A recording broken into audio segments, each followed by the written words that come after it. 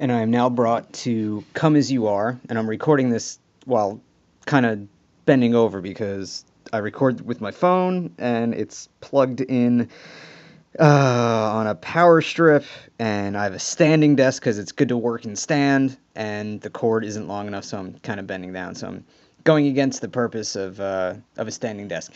And I notice that I sound a little more awake because the past two songs were done after work, where I'm just like, oh, tired and worn out. And this is actually on a Saturday afternoon. It's nice out. The winter isn't kicking my ass, so I'm a little more lively than before. And I think when I bring other people to talk about music with, I'll be a little more lively because it's I'm just more lively when I have to bounce off somebody else. But anyway, this is Come As You Are. Not a huge fan of this song. I never really was. It was just a song to kind of have in the background, not really get that into, kind of gloss over. I mean, it's not bad. It's not terrible, but it's just, I don't know if I'd go so far as to call it a throwaway, but it was like, all right, cool, Come As You Are. There were just so many other insanely good songs on this album that this was just, all right, fine, cool, whatever. This was another video, so the first three songs on the album ended up as videos, and it's another song with a gun reference. So again, the first thing I think of is, oh god, he does have a gun.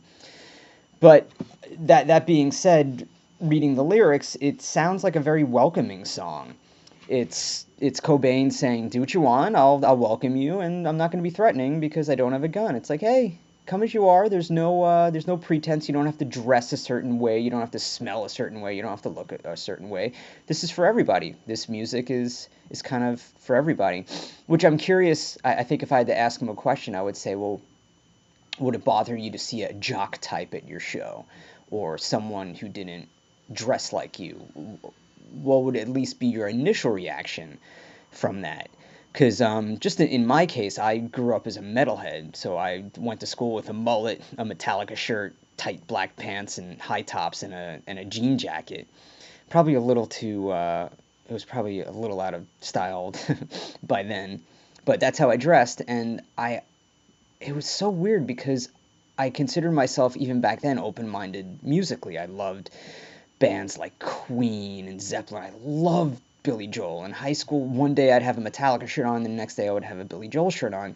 But when it came to bands like Nirvana, I considered them like too artsy and too new wave, and it wasn't. There was some a little part of me thought, oh well, there's something fake about them because they just avoided the stardom and they weren't acting normally. So of course it was very judgmental and it wasn't really a fair thing to do, but when you're 16 years old you kind of judge people like that, and at least in my mind, well, if it wasn't metal or at least rock based, this was some kind of noise thing, I would have to approach it differently, and hopefully people that listen to metal would listen to this, so I would still belong in the metal community. It was very team oriented, and it was just not the best way of thinking. I consider myself hugely open-minded with music now. I tell people I literally have in my collection Fiona Apple next to Anthrax, Hootie and the Blowfish next to Iron Maiden.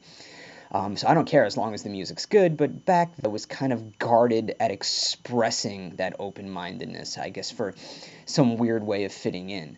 Against that way of thinking goes against this song, because this song seems so welcoming. And I would imagine he, meaning Cobain, started not to think that way as the fame got astronomical, because you're probably thinking, well, who are these new people? Can I trust them? Are they my friends? What's going on? Why do these people want to pull me in each direction? And what's this cultural thing I'm starting? And why are fashion magazines selling flannel for $1,000? If you want to watch a great documentary, there's a documentary called Hype, which chronicles very, very well the rise and fall of the I hate the term grunge, but that's what it was called, the grunge scene.